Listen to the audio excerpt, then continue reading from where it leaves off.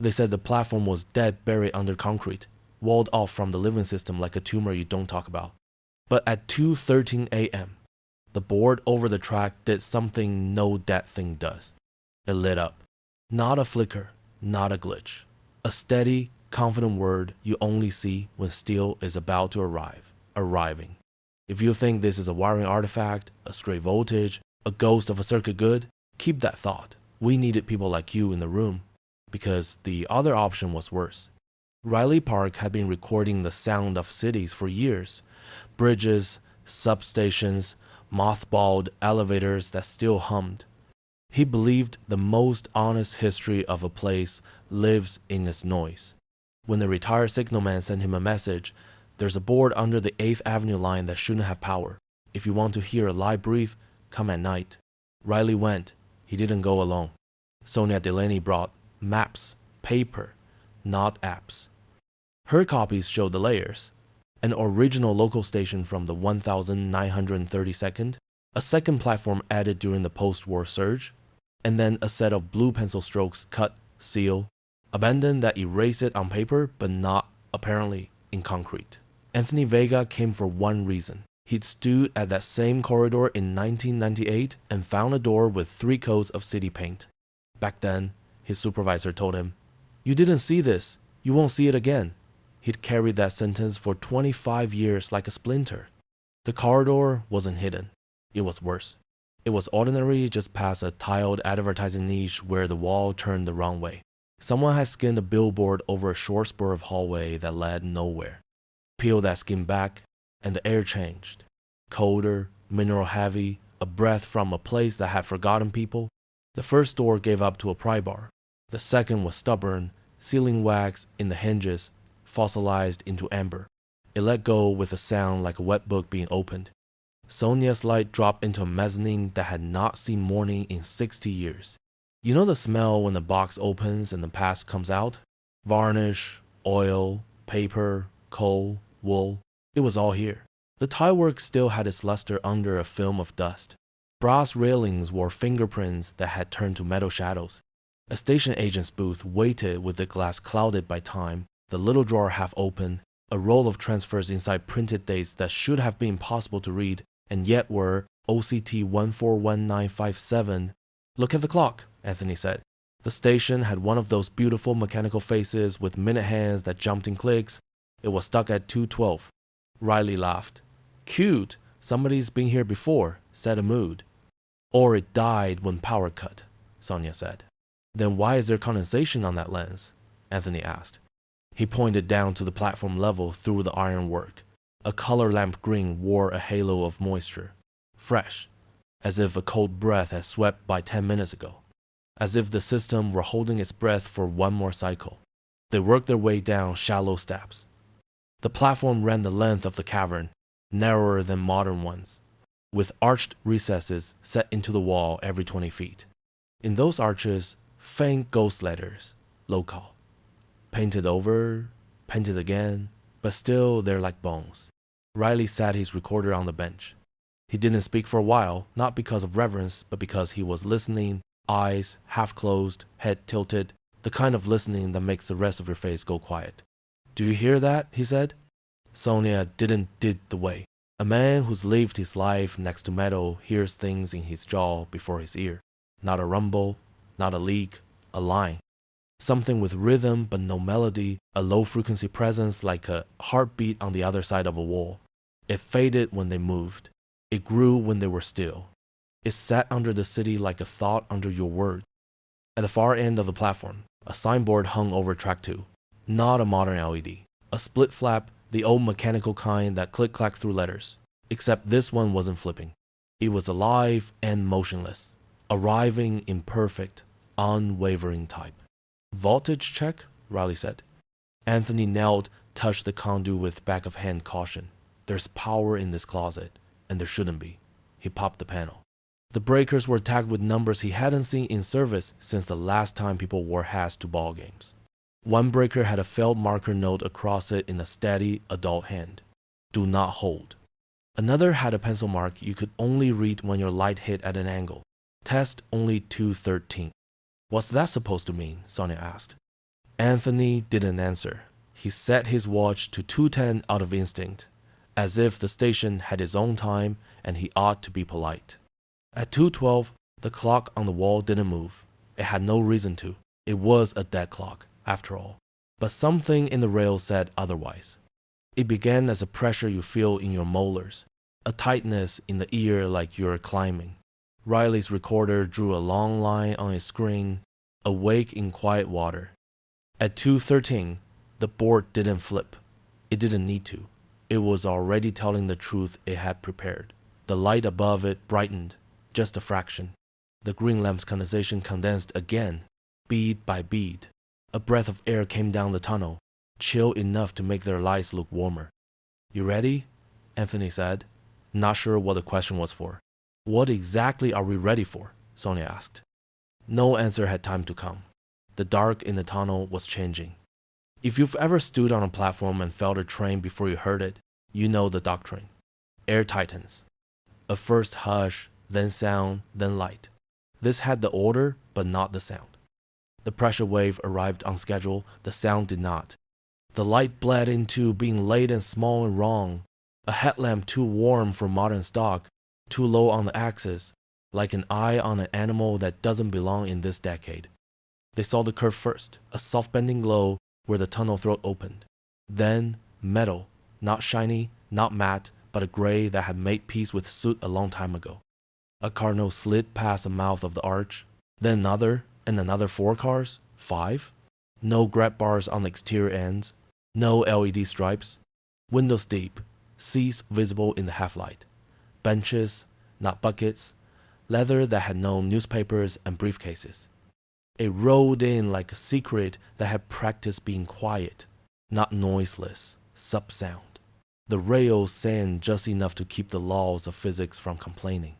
It stopped with the kind of certainty you can't fake. The doors didn't open.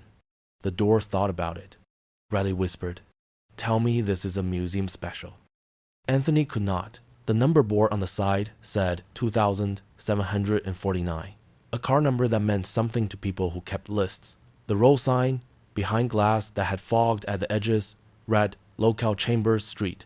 Sonia's light found a small rectangle of paint near the coupling white over blue where somebody had painted out a badge decades ago and never spoke of it again.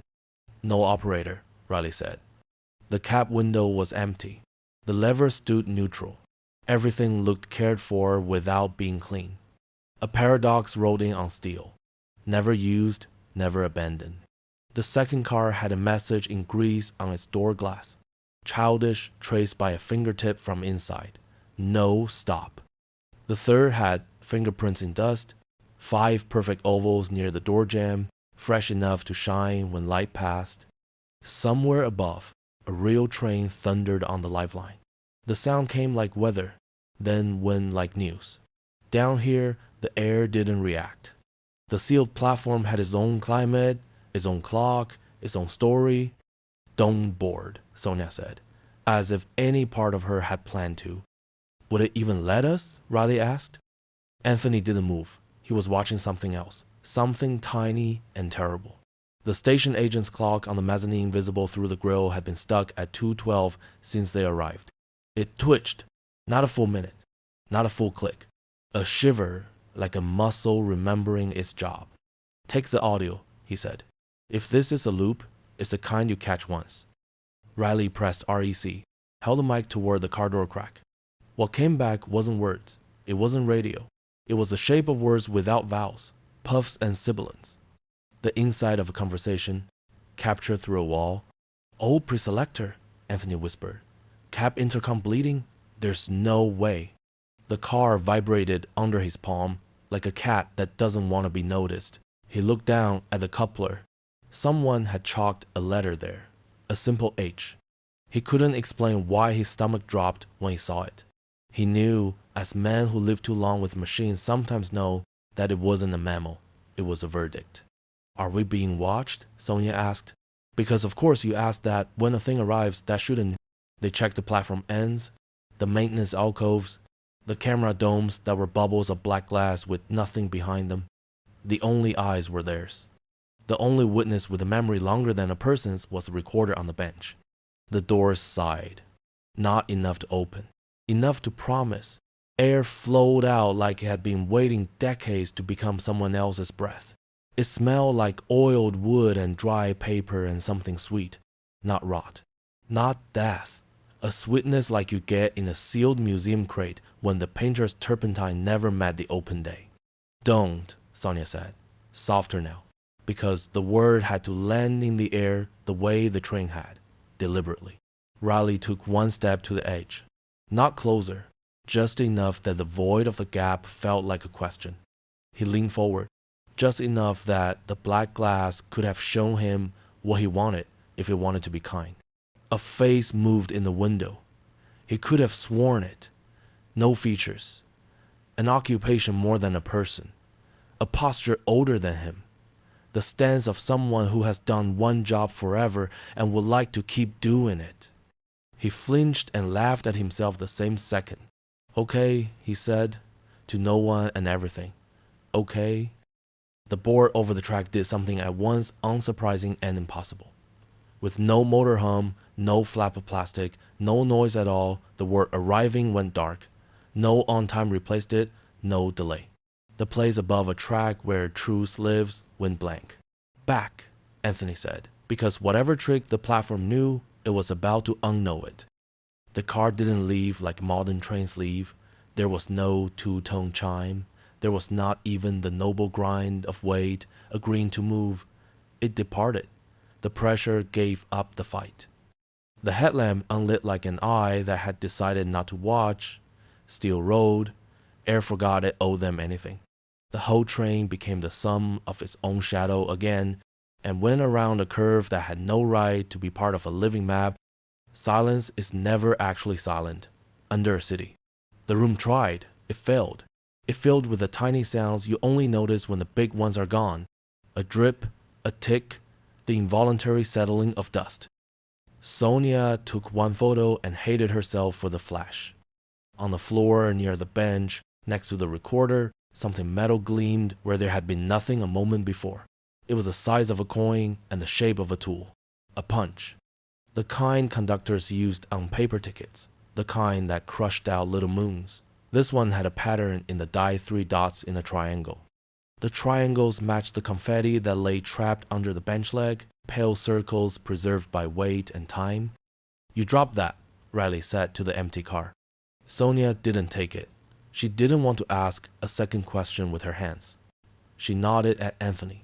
He picked it up with a handkerchief, like a man committing a small, necessary crime. He slid it into a bag as if the future might be gentle if you showed it a little care. The clock upstairs relaxed into stillness again, minute hand never quite reaching 2:13. They didn't run. They didn't speak, until the mezzanine door sighed back into the mortal station and the hot air of the living line hit them like a denial. A train shrieked into the real platform. Lights bright, announcements audible. People got on and off with the practiced amnesia of those who have survived a city long enough not to ask it for stories anymore.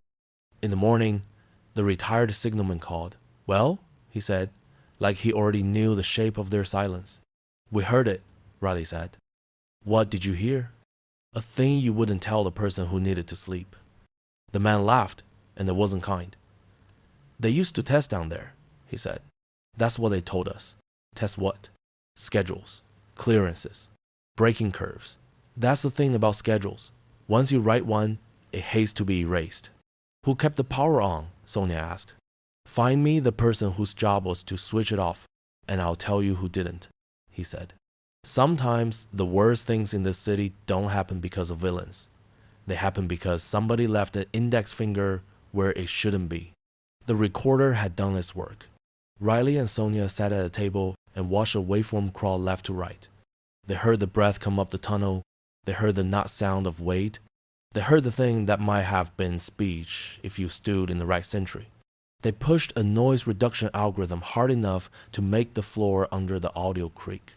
At 3 minutes, 22 seconds, a rhythm emerged that wasn't mechanical. Not regular enough to be wheels, not chaotic enough to be wind. 5 syllables without vowels, then a pause, then 3, an old code, a broken word, the shape of a name that never learned how to be said out loud. Anthony was less interested in the waveform than the punch. He measured the die with his calipers and let his foot get cold while he compared it to a chart on his phone that only 12 people in the world would care about. Triangle 3, he said. Lower Manhattan, late 50s. Last head conductor who used this pattern retired in 1962. He died in 1979. His signature's in this list. What list? Sonia asked. Anthony unfolded a photocopy, an inspection log. The kind you sign because if you don't, a thing may kill stranger. The last line had a name, pencil hard enough to bruise the paper. It wasn't a famous name. It wasn't the name of a villain. It was the name of a man who had stood in a drafty coat in 100 winter mornings, who had made sure the doors didn't crush a child, who had kept a million seconds from going wrong. That man had written something under his name. No stop. Then, softer, almost an apology. Not here. Maybe it wasn't built to stop, Sonia said. Then why did it? Riley asked. No one called the authority, not because they were cowards. Because voices at offices can do only two things with a story like this. Deny it or own it. Denial would make the platform a ghost again. Ownership would make the platform a campaign. Neither one would let it be what it had been for 1 second. A room that told the truth in its own language. They went back the next night. Different hour. 1:47. The board was dark. The condensation on the lamp had dried like tears that had done their work and gone home. The punch mark in the dust where the tool had lain was still there, a small crater in a tiny desert. Anthony looked at the panel. The pencil note test only. 213 had changed. Not rewritten. Not new. Revealed. The graphite had always run longer. The light showed the rest now. Test only. 213 Saturdays. It's Tuesday, Sonia said. Which means we were either lucky, Riley said, or not. They came again on Saturday. They brought nothing they could be arrested for, and everything a person brings to a door he knows might not open. Food, water, patience, the courage to look foolish. They set the recorder, they set themselves. The minute hand on the deck clock never moved, but their hearts did. At 2:10, the platform confessed its code. At 2:12, the rails remembered they were made to speak. At 2:13, the board once again made a liar of any man who had ever said, "This place is dead." Arriving. "Do we ask it to stop?" Riley said. And he didn't say train. He said it. How would you ask a factory to remember a worker? Sonia asked. How would you ask an organ to remember a hymn? The headlamp came. The gray nose, the benches, the glass. The message in Greece had changed. No stop was gone. In its place were 3 short words drawn slow, as if the finger had learned patience.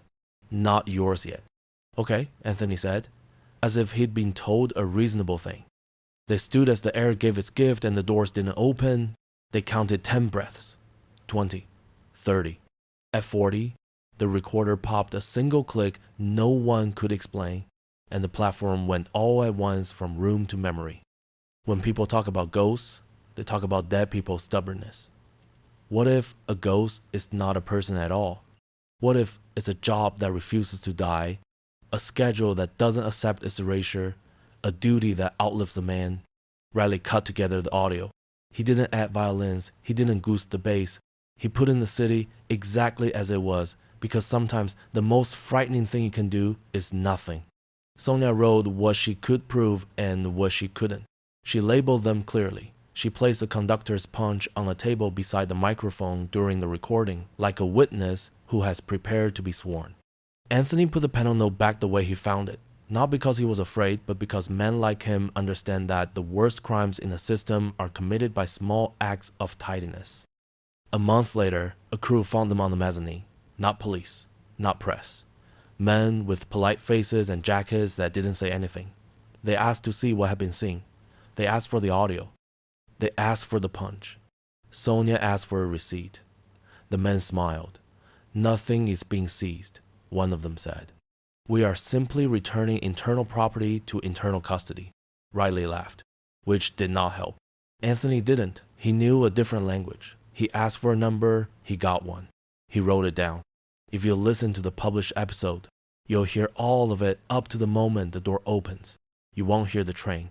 You will hear the pressure in the microphone body, the little slap of air on a capsule that did not sign up to be a seismograph. You will hear tinnitus that isn't yours. You might hear, if you let your mind do one dangerous thing, the ghost of consonants. They say 3 syllables, or 5, or none. Listeners disagree in ways that make them certain they're right. We went back one last time, not because we love danger, but because a door like that teaches you a bad lesson, that if you are polite enough, the past will make room for you. The corridor was there. The pane still held the billboard skin. The pry marks were ours. The mezzanine was cleaner than we left it. The agent's booth had no drawer. The bench had been moved an inch to the left and back, just enough that the dust remembers both positions and tells on the hands that did it.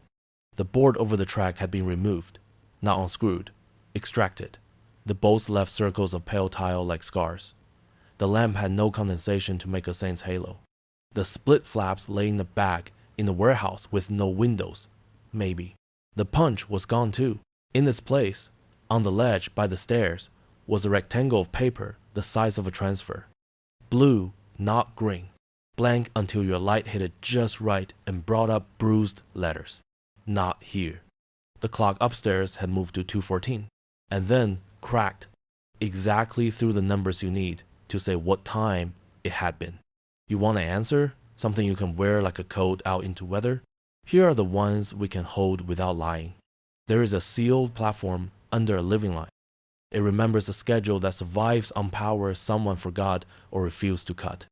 Once a week, at a time that doesn't exist on paperwork, the system runs a test on something that officially died. Sometimes a test looks a lot like a promise, and sometimes a promise looks a lot like a warning. If you were there alone at 2:13, with the board saying arriving, would you step in when the doors think about it? Or would you stand just close enough to hear the vowels your sentry doesn't know how to say? Some places ask questions. This one asks only one. Is the living system the map or the memory? We'll be back next week with a story that also shouldn't exist. If there's a city under your city, send us the corner where the wall turns the wrong way. We listen. And the places that never speak out loud, sometimes they answer. Until then, you've been listening to Kawimer Chronicles of Hidden Places. Some doors open, some doors hold, some doors arrive.